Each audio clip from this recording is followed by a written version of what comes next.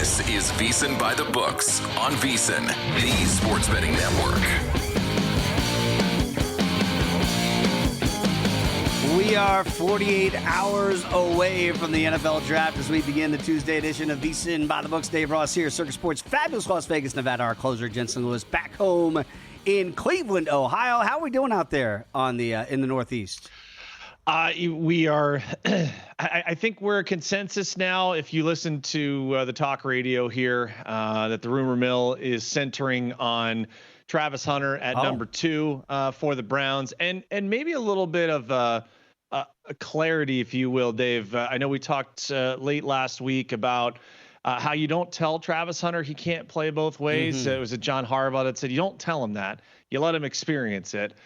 It sounds like, and I guess the rumors are majoring in offense, minoring in defense. And so that's how they're going to keep the young man happy. But barring something unforeseen, that is the heavy lean here in Northeast Ohio at number 2 for the Browns. Jeff Schwartz, of course, does a great job of the network, also Sirius XM NFL. Jeff and I had a great conversation yesterday, shameless plug, GM Shuffle, wherever you get your podcasts, about that very subject, something you and I have talked a lot about leading up to the draft. And Jensen, if you had had these conversations about Travis Hunter 2 months ago, they would have been centering around corner first, and then wide receiver would be the secondary. And it feels like that is completely flipped. And now, again, those comments from Travis Hunter about, hey, if I don't play both of them, I might not play at all. Okay. So we'll get into all of that as the show goes, because, again, these are the final things that we're talking about 2 days before the NFL draft. To that end, Matt Youmans going to join us here coming up later on this hour. We're going to talk a lot about his draft picks. And, again, I just want to make this known. I heard Stormy talking about it yesterday on her show, and it goes and it bears repeating. And I think we've tried to do the yeoman's work here in the last week or so leading up to the draft here on By The Books.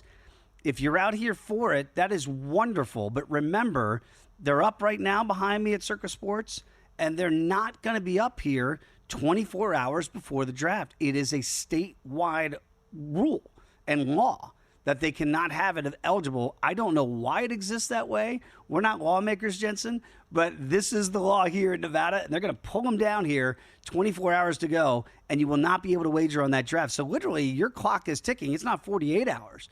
You got 24 to really get this done. So again, wherever you are in the country, thank you for watching and listening here with us on a Tuesday. But just know that if you're planning to bet the NFL draft, different jurisdictions, it will be different. So we'll get to all of that as the show goes. NBA last night, NHL last night, Jensen. I did lose some sleep. And these are the things you have to determine when you do a show as early as we do. When can you stay up past bedtime? And my rule of thumb is, if they care, then I care. And last night, I saw caring in the NBA. It was a great game 2 between Denver and the Clippers. Clippers get it done late in that one. And, I mean, look, 105-102, you had a missed dunk by Aaron Gordon, who won multiple at slam dunk competitions. Late in that game, you had bad turnovers from Jokic. And Kawhi was full Kawhi in this one, in that 105-102 win. Stanley Cup playoffs were great last night. How much sleep did you lose trying to keep your eyes on some of these games? I did go to bed a little bit early, but also was up to be able to catch some of those critical plays. And you mentioned the end to that Clippers game. I guess if you are a Clipper fan, are you relieved that you got out of there with a split? Because, again, some self-inflicted wounds there by the Nuggets at the end they could have had a 2-0 series lead. Now, do you feel fortunate that you're out of there? Or if you're the Nuggets, will you look back? And if you're a Denver fan, will you look back and say, man, the last handful of minutes in the fourth quarter may end up costing us the series? Not that they can't get it back, to Denver for, some home court advantage moving forward. But that's my takeaway. Speaking of fortunate, if you're a Pistons fan, boy, did that get very dicey in the fourth quarter there, melting away yet another lead. Knicks couple of possessions, chance to tie. We're not able to get it across the line, but I think 2 really good basketball games yesterday. Very 90s feel, Dave. Yeah. It was refreshing. Some defense, some turnovers. Okay, some miscues. All right, very nice. Good to see. And as you said, if they care, we care. So great job from the association last night. 2 quality games, and now we've got 2 series tied moving to Detroit and to LA. And both unders, as you mentioned, with that defense cashing last night with that 100-94 win for the Pistons, 105-102 win for the LA Clippers. So we'll break down those games in more detail and those series as the show goes. And also very quickly here, Stanley Cup playoffs. If you're watching that last night, Capitals get an overtime winner from the greatest goal scorer in the history of the NHL, Alexander Ovechkin, after the Canadiens, Les Habitants, with a great 2-goal comeback deficit in that third period to get it to overtime. But the Caps take that 1-0 lead there. Under cashes as well. The Jets, another under cashes here, 2-1 with that win over St. Louis last night. And then here come your overs. 4-3 with Dallas getting that win over the Avs in an absolute shootout. And if I didn't stay up to watch the overtime of the Kings, but had they lost that by giving up 4 goals to the Oilers in the third period, it would have been, you kind of feel like maybe it flips back to Edmonton's way, but the Kings do get the overtime winner 6-5. So you get a couple unders early, a couple overs late, and all of those tallies 1-goal games in all 4 of the Stanley Cup playoffs last night. It doesn't get a whole lot better than that. No, and great to see the grade 8. We were texting in our chain here about what it looked like there, and you had said, been down this road a lot of times in that building where things definitely unravel quite quickly, but Capitals get it across the line. Big win for them. A little stung, if you will, by the Kings surrendering the lead in the third period. I did have them -1 for VSiN Pro subscribers. Avalanche, I thought I took a shot yesterday. Remember at the end of the show, kind of said it felt like if not now, win for the Stars. So they do get that series equalizer. I did have Avalanche -1 as an official play, just because I felt that if they do get a lead, then all of a sudden squeaky bum time here, as Paulie Howard would say, for the Dallas Stars headed into that third period. So they get it done. Series tied, headed back to Colorado. The Kings a big win there. I know we talked with Jonathan Davis. He circled them as being one of those maybe dark horse Western Conference teams. You mentioned staying up late. VGK, 11 p.m. Eastern, puck drop tonight, my friend. Maybe burning the midnight. This is very British Open-esque. Yes. For hockey fans. You're staying up late on the East Coast to get up early to go to work tomorrow. It might be some naps in my future here in the next couple of days, because these games have been great. And by the way, it was in the final minute of regulation for the Kings to hold on 6-5. It was overtime for Dallas to get that game winner against Colorado. All one-score games. Boy, ratings Stanley Cup pretty darn good. So we'll get to all of that, but right now it is time for our highlights and headlines.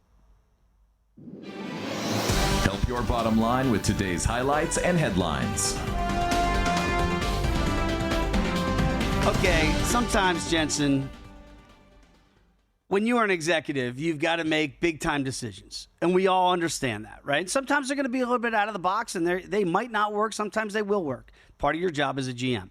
Nico Harrison's really been in the headlights, if you will, since the Luka Doncic trade to LA. Yesterday, you do this after the season's over, and of course, they don't get out of the play-in round, so it's over for Dallas. So he spoke candidly about the Doncic trade. Take a listen to his answer, whether he thinks he's been doing a good job, and really maybe not understanding just how loved Luka was in Dallas. Did the anger and outrage from the fan base, has that exceeded what you were kind of planning for? Yeah, good question. I did know that Luka was important to the fan base. I didn't quite know it to what level. You didn't know? You didn't know how important Luka was to the fan base, Jensen? Look, he seems like an honest guy. Like, he seems like a nice guy. But what did you make of that answer? Is that that's more perplexing to me maybe than the trade. Well, it's not like the trade happened yesterday and he didn't have time to prepare, statements. I mean, at the very least, throw up some answers in ChatGPT and workshop it a little bit. See if the AI can help give you a better answer than what that was. Stepping in the mud is one thing. It just feels like he is in the deep end of a pool with no flotation devices. The guy's on an island, man. That's a horrible way to end what has been a dismal year, even getting into the playoff or the play-in tournament. To me, Dave, it's where do you go from here? and even looking at the future of the Mavericks in a Western Conference that we believe the Thunder aren't going anywhere. No. The Rockets are just getting better. The Nuggets are there to stay, even with new, what we presume is a new head coach probably next season. The Lakers now have Luka. Okay, so it's not like you're escaping them. It is remarkable, the fall from grace for Nico Harrison just within the last couple of months. And again, you can answer the question any way you want to answer it, Nico. I'm not going to tell you how to answer the question. But if you really didn't know, if that's the honesty, do you not? That's the bigger surprise. Yes. Right? It's like the trade is one thing, but not realizing that you're trading away a generational talent that the city has embraced is another completely different conversation that we're having. I mean, you would know this in Cleveland if LeBron's leaving, right? Like I'm not saying, but Luka is he's not a star, he's a superstar. And to not know that as the guy trading him that's the disconnect to me. It's like the other questions I thought, like, hey, if he says I don't want to be judged yet on it because we're not healthy, that's fair. Those are fair conversations to have. If you want to hold reservation on whether or not the trade works until I have my full complement of guys, and then you can ask those questions. That's fair. But to not know that this guy the city loves the guy and you just traded away a guy that we love in Dallas? That is a surprising answer from an executive who made the decision to move him. Amen. Very quizzical. Much more to get to here. And again, we'll get to much more NFL draft. How about the Pittsburgh Steelers? We're going to put you on the clock. That is next when you come back with us right here. VSiN by the Books.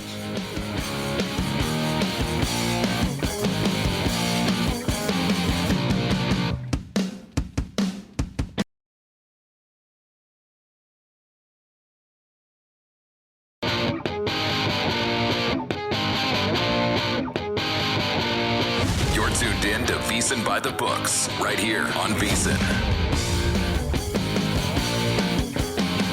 We are back. VSiN by the Books. Dave Ross, Jensen Lewis here on this Tuesday edition, 48 hours away. Tick, tick, tick. As we get so close to that NFL draft in Green Bay, Wisconsin. Hey, they don't get a Super Bowl. We give them a draft. I guess that feels like a trade-off. I'm sure they'd like to have one for their team in it, but they're not getting one anytime soon. We know that. Steelers would like to get back to those Super Bowl days. I know people that obviously have played for that organization, and their saying is the standard is the standard. Last year, the standard looked pretty darn good at 10-3, and then it didn't close well. You lose 4 in a row in the regular season, 1 and done in the postseason. It's good. You keep getting kind of to the same barometer. Mike Tomlin's never had a losing season, as we all know, as a head coach in the league. It's a bettable. If you've been betting that, you've been winning that literally every year. And here we are again, win total sitting at 8.5, 17-game season. Plus money if you want to take that over again. That Mike Tomlin does what he's done every single year. Look at the draft needs. Whew. Who thought QB would be number 1 on the list? You're drafting at 21 overall in the first round. No second-round pick. Then 3rd, 4th, 5th, 6th, and 7th. So, Jensen, elephant in the room is free agency. And I think everybody thought Aaron Rodgers would be in the fold by now. Hasn't happened. I don't assume it will happen before the draft now. All of those kind of media-imposed deadlines have come and gone, right? He's not on anybody's timeline but himself. So now I wonder what the Steelers do. If you've got a front office and you got a head coach, and whether they internally know what Aaron's going to do, does that trade the draft equation at 21 because we might not know, but maybe they do know what's going to happen with Rodgers?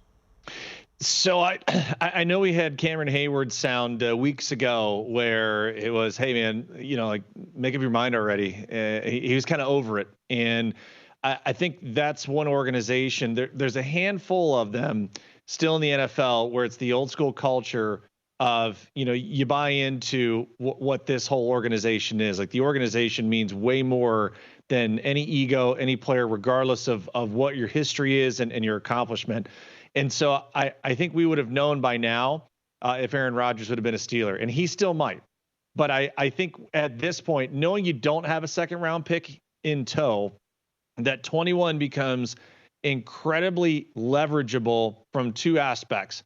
How much smoke have we heard about Jackson Dart being this just lovable guy? better arm strength, better mobility, better than Shedeur Sanders. Okay, Shedeur Sanders does not sound like a Pittsburgh Steeler to me on paper. Jackson Dart does. Jackson Dart feels like that's a guy in that division. Lamar Jackson, mobile quarterback. Okay, Jackson Dart's not going to run like Lamar Jackson, but he will be mobile and be able to create. Joe Burrow, pocket passer. We'll find out in Cleveland. So that defense is what they hang their hat on all the time. It wouldn't shock me if they go there. But if Jackson Dart is rocketing up draft boards the way that we are hearing in certain instances, if this thing transpires the way it could, Dave, is Jackson Dart in black and gold come Thursday night at 21? It's not out of the realm of possibility that that's the way they go and they really shake it up. It's not out of the realm of possibility, and it's reflected in the boards here at DraftKings, because the position to be drafted, not player, position, is defensive line and edge at plus $1.80. Quarterback is nipping at the heels at plus $1.95. Yes. How about that? So it's reflected right there. Again, that's why we do a show here in the network called Follow the Money. So you see that money. You're not picking who the quarterback is, but I think you're on the right track of a Jackson Dart. If you really want to take a dart at, will it be Jackson Dart at 21, you can get really longer numbers at that. But the fact that it's a two-horse race in the betting market for position tells you a lot of what we thought we would not be having this quarterback conversation. Because if you have Aaron Rodgers in the fold, then quarterback is not plus $1.95, right? Agreed. If you know that Aaron Rodgers is in the fold, that's the seventh betting choice for the first pick that they're going to take in the first round. Corner, by the way, is 5-1. Offensive lineman 6-1. Running back 7-1. Remember, they have made some changes there as well. Then wide receiver 12-1. So it does feel like we're going classic Mike Tomlin defense, D-line edge, and or QB. Now, if that quarterback prop is in play, let me ask you this. With that logic, would you rather play the over 2.5 quarterbacks drafted in the first round? Again, we know what's going to happen at 1. We all believe Shedeur Sanders might not make it past 9 at New Orleans, theoretically. Then would you take that prop on the 2.5 quarterbacks? You don't have to guess which quarterback the third one is. I'm with you. I do think it'll be Jackson Dart. Do you like that play better, or specifically the Steelers at plus money? I think I would probably want to go the Steelers at plus money, knowing I already have Shedeur Sanders under 8.5 in pocket from that. And again, the Giants, who knows what the heck's going to happen. And we've heard all this smoke all of a sudden about Jacksonville is such a wild card at 5. Jacksonville's not taking Shedeur Sanders, but that's a tradable spot, as well as who knows what happens at 4 with the Patriots. But again, this is why the intrigue is what it is leading up to these couple of days before Thursday. A thought for you. And I know that Jalen Milroe has also been someone that has been very much talked about as high as 33 for the Browns. Jalen Milroe screams to me as a guy in Pittsburgh that could do so many different things. I also connected, DK Metcalf is an Ole Miss Rebel. Jackson Dart, Ole Miss Rebel. Just saying, it's kind of fun from a storyline standpoint. But for someone who is looking for arm strength, the deep ball, I've watched enough tape for Ole Miss and how they were down the field. This would be just candy, I think, for DK Metcalf and even George Pickens. Remember, Jaylen Warren's in the backfield. They let Najee Harris go. No one is hanging their hat on Mason Rudolph to go win them 9 games. No. Jackson Dart could step in, though, with that weaponry and be able to put you in contention to win 10. You may not get all the way there, but you're going to have a way better chance where you put the ball in Jackson Dart's hands and you let him create and have an opportunity to make a great play. I'd be betting my money more so on him in a Pittsburgh Steelers uniform to do that than Mason Rudolph right now. I mean, what happens sometimes, you break up with a blonde, you date a brunette, right? Sometimes you go for something different. And you kind of just had Justin Fields in the building last year. True. And do you really, I'm with you. You might want to go with a more pocket passer this time around if you're going in the draft at all. But that also could be an Aaron Rodgers, because Aaron's not as mobile as he once was in his old days, his younger days rather. So you kind of go for the opposite of what you just had. That's why I don't know if Milroe would necessarily be in play there.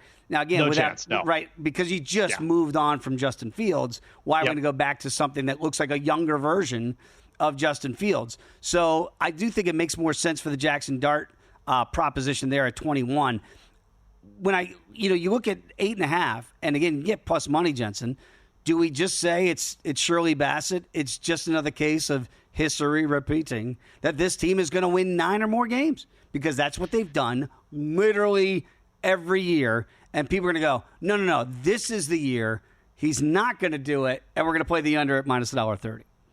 Yeah, so, and I just wanted to make sure I saw this. At one point, you could have bet the Steelers to draft a quarterback in round 1 at plus 450. And remind me, you said it's nip and tuck. What did you say? Plus $1.90 is where it is? $1.95 for QB, okay. And it's right there at D-line and edge. All right, so here's a thought for you. You either hit that one, okay, now for plus money, or you play the under 8.5, and I think you can get it at minus $1.30 for safety, just in case that, it is the rookie quarterback and they may not get there, even with Mike Tomlin. I would say that it's at one point you're getting one or the other. You're getting a rookie quarterback to learn under an Aaron Rodgers or a veteran in Mason Rudolph, and then maybe throughout the year you're like, this is 2-4 start. We don't like what we've got. We drafted this guy in the first round for a reason. Here we go. So just a couple of different ways to maybe do this as it pertains to Pittsburgh, not knowing what that quarterback situation is, perhaps until Thursday night. Let me redirect, Counselor. If you have Aaron Rodgers at quarterback, is it an auto play on the over at 8.5 at plus money? It probably is, but then that means, how close were we the closing number there for the Steelers to draft a quarterback in round 1? I would love to know what that would be. I mean, it's a $3 drop in the marketplace towards quarterback here at 21. Fascinating. Cannot wait for the NFL draft again. It's one of the few betting events where research, certainly it's going to beat reputation. VSiN Pro is going to help you do just that. Right now, when you get VSiN Pro access through August 1st, it's just $59. So it's a full summer of sharp betting insights at half the price.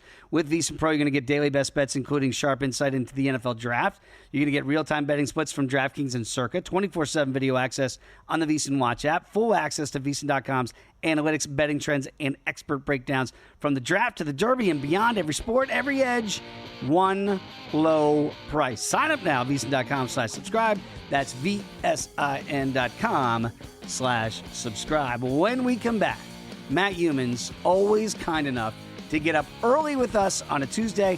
I know he's got some plays in pocket for the NFL draft and beyond. We'll get to that next here on VSiN By The Books.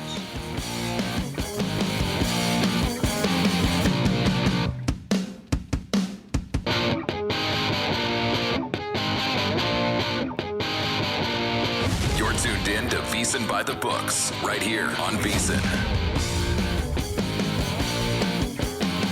We continue VSiN By The Books. Dave Ross and Jensen Lewis here. We always love catching up on a Tuesday with our guy, Matt Youmans. Give him a follow on X at Matt Youmans247. Joins us now here in the Progressive Guest Line. And Matt, good morning or late night to you. Just got a text from my boy Ferdy Tolentino listening on Sirius XM channel 158. And he says he's watching your show and listening last night. And he's back in D.C. And all of the district was sweating out the Caps 3-2 win against the Canadiens. And he said, you said you're going to retire from hockey if they don't win that game last night? I was. Yeah, I was so agitated at the time because the Capitals blew the 2-0 lead in the third period. They were getting completely outplayed by the Canadiens in the third. And I had that parlay working with the Knights from Sunday night and the Capitals last night. I needed Obi to come in and save the day and resuscitate my hockey betting career. I was so ticked off when they blew that 2-0 lead. I said, I might just retire from hockey betting if they blow it. But the Caps win the game 3-2, cash the parlay, and I guess I can continue to bet hockey. I got to tell you what, man, that's stressful, betting hockey. And the last 3 games I've had to sweat out all 3 of them to the end. And but that was a great game last night and a good win for the Caps. And how about Obi? That's the first time he scored an overtime playoff goal. That's amazing. Right. That had never happened in his Hall of Fame to be career. But yeah, I mean, Matt, I've been there and covered a lot of those back in the early days, and to never have done that and then do it last night to continue this magical season. Jensen, I know you've got some tickets on the Caps. I mean, that would have been a really bad loss if you blow that 2-0 lead, but they do get it done. Oh, no doubt, Maddie. I've got 35-1 in pocket for the Caps at the beginning of the year. I felt I would just, if I got it in, would be hedge opportunities down the line. So I'm with you. I'm glad Ovi got it done. Speaking of getting it done, real quick, your thoughts on we've got 2 series equalizers now last night. Pistons avoid a meltdown themselves to be able to get it across the line against the Knicks. And then the Nuggets, boy, just fumbling it away against the Clippers. Really good game there, but those series tied at 1 now. I still think the Knicks are going to win the series against the Pistons. In the NBA, you have to go through growing pains. You got to take your lumps before you get over the hump. And the Pistons are a young team. They looked good last night. If you look at the box score, they didn't do anything exceptional, really, in terms of shooting threes. Or Cade Cunningham had a big game. But I still think the Knicks come back and win that series. The best series in the NBA right now, without a doubt, is Clippers-Nuggets. Mm-hmm. And that game last night was, again, incredible down the stretch. Kawhi Leonard, James Harden, times this season looked like they didn't have it anymore. Those guys have been playing at a high level in the first 2 games. How much scoring support is the Joker going to get from a supporting cast? That's going to be a question. But the way I played that, I've got the Nuggets in 7 at plus 390. Ooh. And if it gets to 7 games in Denver, I'm going to feel pretty good about that position. But last night I did play the Clippers -1 pregame, then played them again live at plus 5.5 when they were down 31-23. But, the zigzag theory, that's where that comes into play. And, and in series like that, when I thought the Clippers outplayed the Nuggets for a large part of game 1, and Denver came back from a double-digit deficit to win. So I played the Clips last night. And that's what I'm going to be looking at a lot in this series. I might come back with the Nuggets in the next game. I think this number's a bit high. Clippers opening 5-point favorites. I might take Nuggets plus 5 in the next one. It just feels like every game's going to be a grinder in that series. And it is going to go 7 games. So I'm looking forward to that. I got to tell you, one on Wednesday night I'm looking ahead to is Golden State, Houston. And, I like Houston in the series. I don't like the Rockets as much anymore after they took a beating in game 1. But you got your 2 lead guards have got to play better than this. When you look at Fred VanVleet and Jalen Green for the Rockets, he shot 7 for 34 from the field and a combined 2 for 17 from 3. I don't care who the coach is and what adjustments you make. You're not going to win games when your 2 lead guards shoot like that. Right, so the adjustments for the Rockets is going to be they just got to shoot better, and especially those 2 guards, VanVleet and Green. I'm not going to lay it with Houston. Game 2, talking about the zigzag. That's one where I'm just going to sit back and hope the Rockets can even the series. But I actually think Warriors plus 3 might be the play there. And Minnesota Lakers tonight. Not sure about you guys, but I'm not counting on an automatic bounce back from the Lakers tonight. I think they got a problem.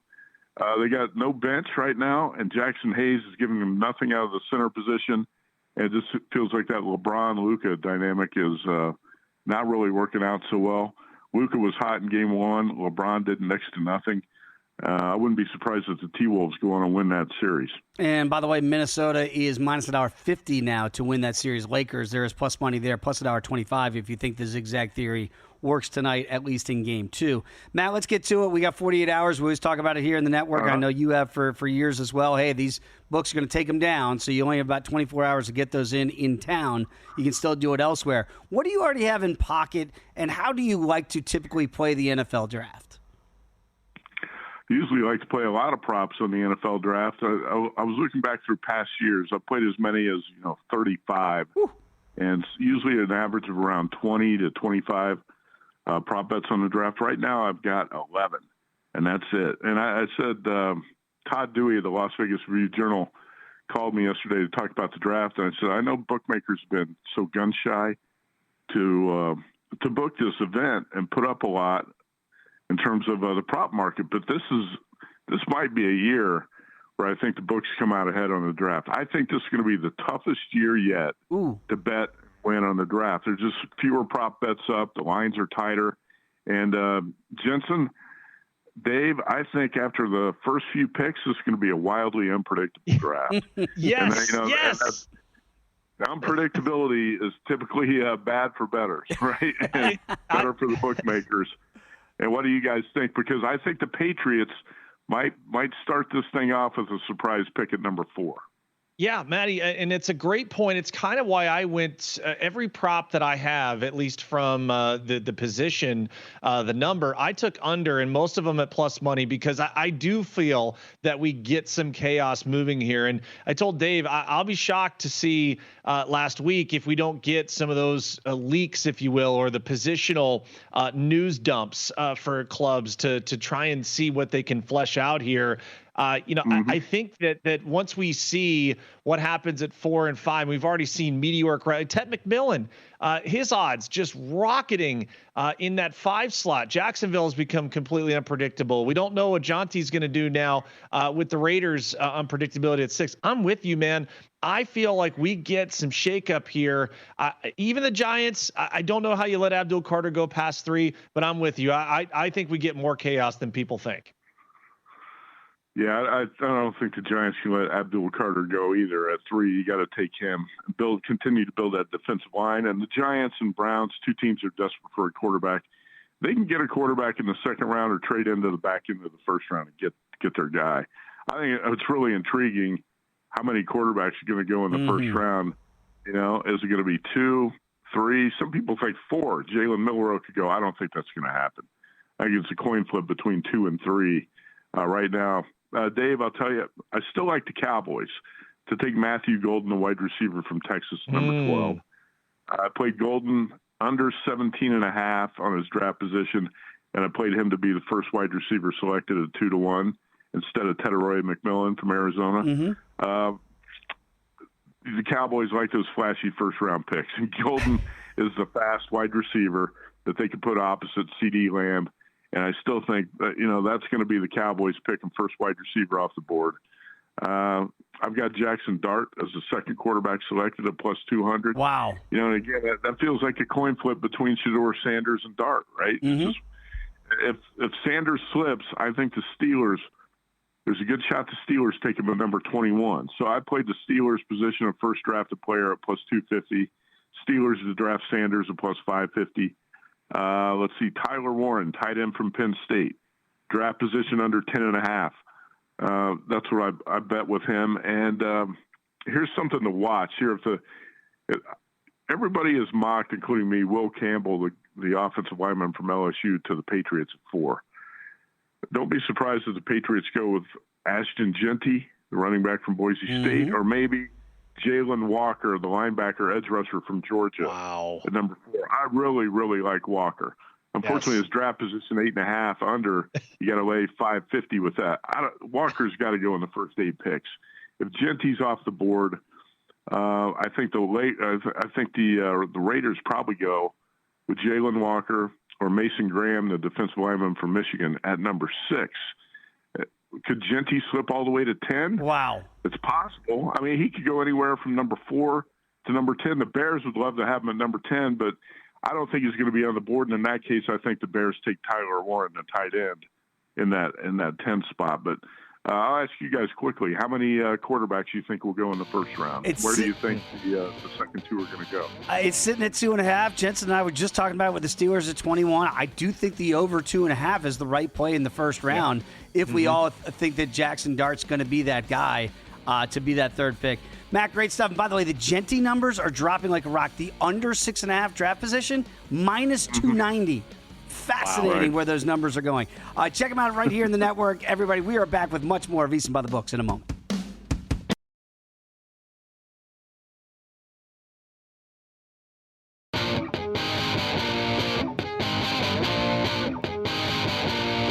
You're tuned in to VSiN By The Books right here on VSiN. We are back. VSiN By The Books. Dave Ross and Jensen Lewis here on this Tuesday, 48 hours away from the NFL Draft. Great conversation with Matt Youmans in the last segment. We were talking a lot about those quarterbacks. Very quickly, kind of wrapping up that conversation. We're mentioning these numbers because they are on the move big time here. When you go to DraftKings, look at positional markets and the like. Jackson Dart, who I know you like. Potentially, we talked about it with the Steelers, potentially at 21. And I know Matt likes his under prop as well. It is now down to 24.5. Now, it's still juiced to the over, meaning, again, everybody out there, that'd be 25 or later that he would be drafted at minus $1.25. But the under now is minus $1.05. You don't even get plus money anymore at under 24.5. So it gets back to Matt's question about that 2.5 quarterbacks.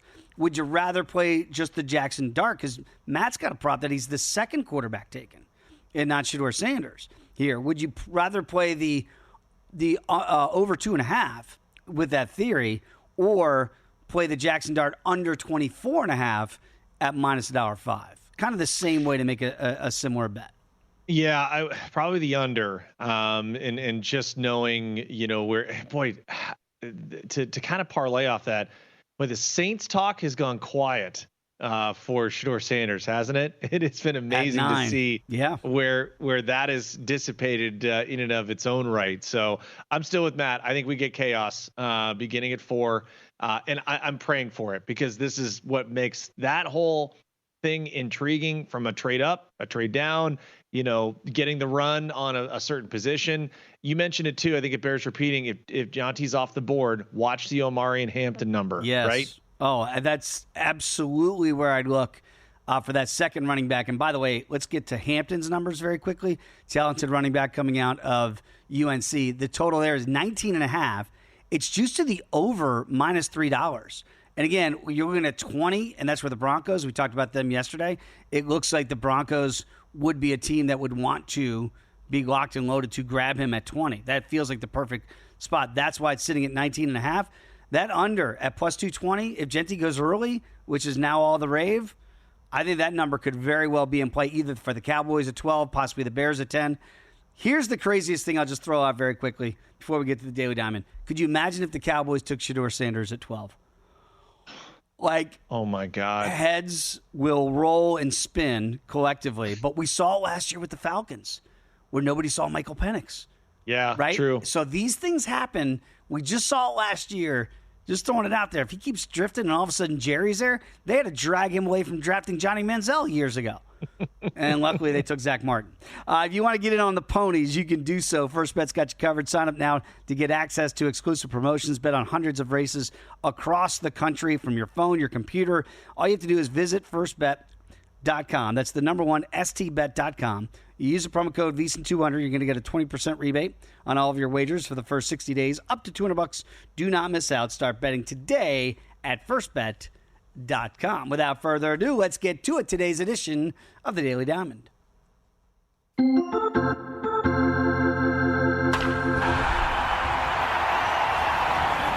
It is Tuesday, and I'm wondering if you've got some guys that you think might be able to go yard today. What is on your mind today, Jensen Lewis? All right, so with alacrity here for the Daily Diamond, just to give people some props or at least some leans early on, a your bomb from Yordan. So Yordan Alvarez has yet to really get it going for the Houston Astros so far this year. It could get going tonight. His career numbers against Toronto Blue Jays starter Chris Bassett, who we've already featured in a Daily Diamond or two, has been very good to start the season. How about 429 or 421, 8 for 19, a double and 5 homers. Career Yordan Alvarez against Chris Bassett. My leans for people that want to jump in on it, the over 1.5 hits, runs, RBI market, or to record an RBI. I do think we get runs in this game. Already have a play in pocket for VSiN Pro subscribers. Blue Jays run line. So Blue Jays minus 1.5 at plus 150. I think you could double dip here with Yordan player props, and then also the Blue Jays getting it done by 2 or more. I like the first one with Yordan because he has really been off to a slow start so far this year. But let's get to the Metropolitans. Another win last night, 5-4 over the Phillies. Had to sweat it out a little bit in the ninth. Today, what do you have on the young budding star at third base? All right, so make sure you follow along for lineups once they're released. Vientos has been dealing with the lower leg or a hamstring injury, has been day-to-day. But if he is in the lineup today, it'll be tough sledding for Mark Vientos. Career numbers against Christopher Sanchez, not good. A lot of free air conditioning here, Dave. 2 for 9 with 6 punch outs. So the lean is the under 1.5 total bases. It's just a matter of a play on. He may not put enough balls in play to have a chance to hit that over. So again, watch for lineups. He has been day-to-day with a lower half injury. If he's in there, though, like the under 1.5 total bases. Very quickly on Mark, because for us in our Meet the Mess group text, and we sometimes you get a little level of concern for young guys that had great years. Look, he had a sensational year, big part of the Mets' resurrection in the second half of the year into the postseason. Is this just more injury related, not to be concerned, and that once the weather warms up, Vientos is going to be just fine? I do. I agree. And I think that he's just too talented. He showed too much last year not to be able to bounce back in a big way. Agreed. Let's get to the Rocks. What do you have on one of the worst teams, if not the worst team in baseball? All right. Many love the Rocky Mountain High out in Colorado. Unfortunately, the Colorado Rockies providing what we like to call a Rocky Mountain low. How about 1-11, the road record? So away from Coors Field, they have been dismal to say the least, and they have not been scoring at all. 1.92 runs per game average when they have been away from Denver. They are in Kansas City against Chris Bubich tonight. He has been very good out of the gate. So the lean for me would be the Colorado team total under. I think that might be set around 2.5. I'll check the books here at various spots. But again, I still think that the overall pitching staff there for Kansas City could limit Colorado yet again. Somebody over here might be waiting for the Royals to wake up, and they have not done so this year. So tonight would be a good place to start. Speaking of teams that, boy, they don't look good right now in the Central. That'd be the Sox and the Wind Twins. What do you got on this one? All right, so is it either twin troubles? Hang in there, Brandon. Hopefully it'll get better. Or is it the South Side Blues? They're certainly not having any issues in the North Side with the Chicago Cubs, but the Chicago White Sox cannot get it figured out. Thought we were going to get it home at plus money yesterday on the run line for Patriots Close. Day. They ended up falling late, 4-2. But battle of the two worst records in the American League. We kind of knew with Chicago it would be there. Did not really expect that too much from Minnesota. Chicago coming in 5-17, the Twins 7-15. But if you want to make money off bad teams, we obviously endorse that here on By the Books. A couple of ways you could attack this. Bailey Ober strikeouts against the White Sox. That could be a great place to exploit a lineup that has really struggled. And then also, if you want to even go back to Chicago, their team total under. It's been tough for them at Target Field to be able to get some scoring against what has been an actually really well-performing Minnesota pitching staff. So they haven't been able to score with regularity, but overall the pitching staff has been quite good. Good money on bad teams, baby. I love it. So you can attack that Southsiders against the Wind Twins, who have not been doing a lot of winning today. Very quickly, you do a great job of this here, Jensen. Talk about it all the time with the betting splits.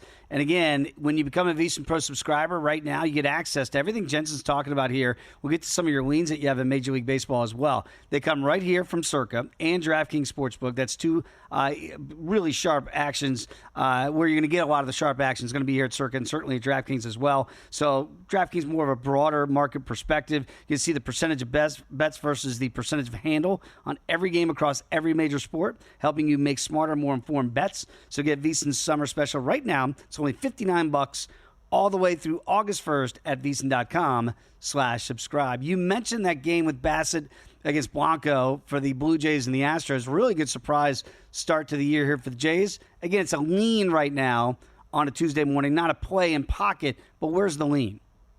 Actually, we're going to go Blue Jays minus 1.5. It's in pocket. It's in. Yeah. 81% of the handle, just 29% of the bets. That's a massive differential right now. So absolutely want to jump on that value. Plus $1.50 is what we got it at right now.